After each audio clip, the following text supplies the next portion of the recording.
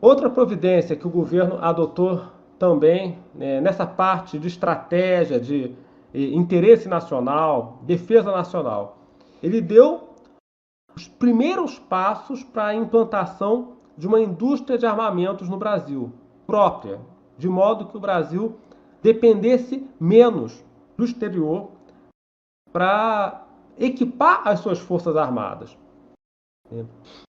Então, essas informações que eu vou citar estão nas memórias do general Pantaleão Pessoa, que na época, né, ele foi chefe do gabinete militar da presidência da República e secretário-geral do Conselho de Segurança Nacional de novembro de 1932 até junho de 1935.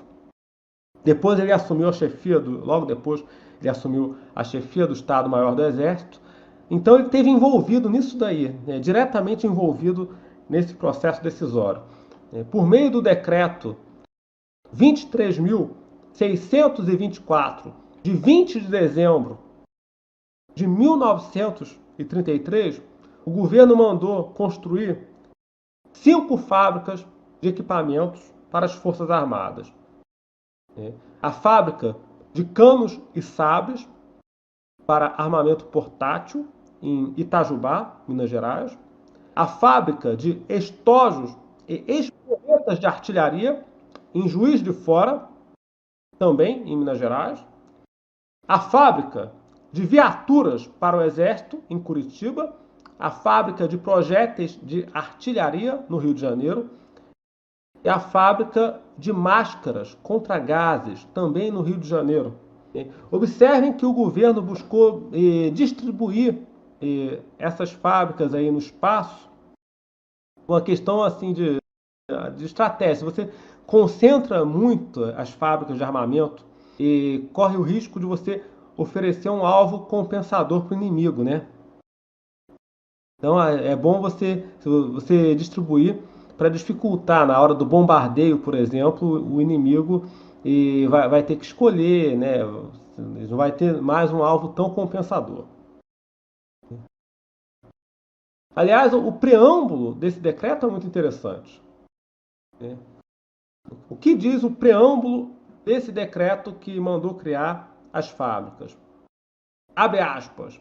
Considerando ser evidente a necessidade de formação de um parque industrial militar capaz de prover de meios o Exército, considerando que também por essa forma se estabelece o estímulo ao desenvolvimento da siderurgia nacional e o incentivo às indústrias civis subsidiárias, considerando que em determinados departamentos industriais do Ministério da Guerra se faz mister, se desagreguem, etc.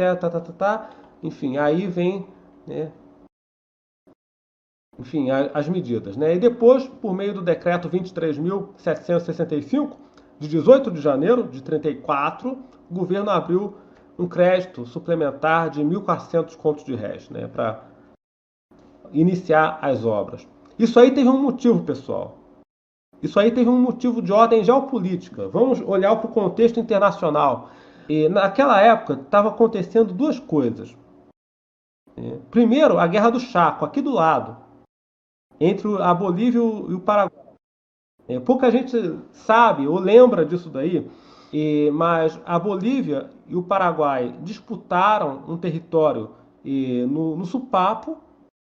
O Paraguai saiu em vantagem. O Brasil ajudou a mediar as negociações de paz, inclusive. O Brasil mandou uma delegação para fazer ali o meio de campo. Então você estava tendo uma guerra entre dois países. E você tinha a Argentina. A Argentina elaborou um plano de guerra contra o Brasil, conhecido como Plano Máximo.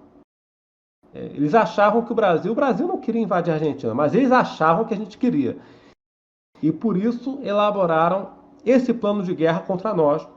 Esse plano foi detectado pelo nosso serviço de inteligência e chegou ao conhecimento aí do Góes Monteiro.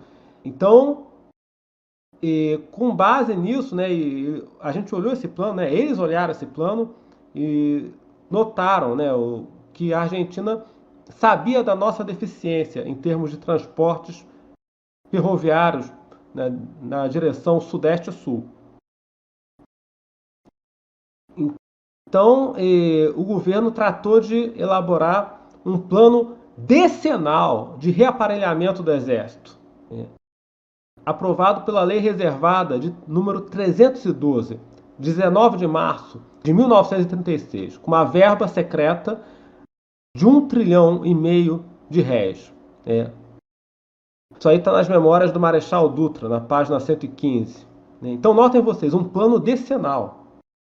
Um plano que cobriu o período compreendido entre 1935 e 1945.